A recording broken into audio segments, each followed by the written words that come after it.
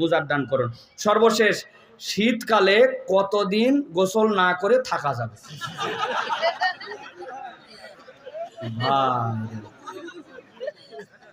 আপনার গোসল যদি ফরজ না হয় তাহলে আপনি যতদিন ইচ্ছা ততদিনই গোসল করে না থাকতে পারেন।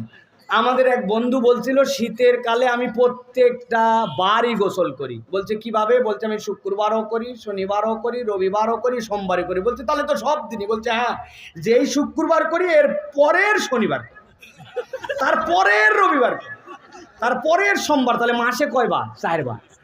প্রিয় ভাইয়েরা, গোসল মানব স্বাস্থ্যের জন্য একটা বিশাল বড় নিয়ামত। আপনি মনে করেন গোসল করলে শীত বাড়বে, এটা ভুল কনসেপ্ট। গোসল করলে অনেক সময় শীত কমে যায়, ঠিক কি না?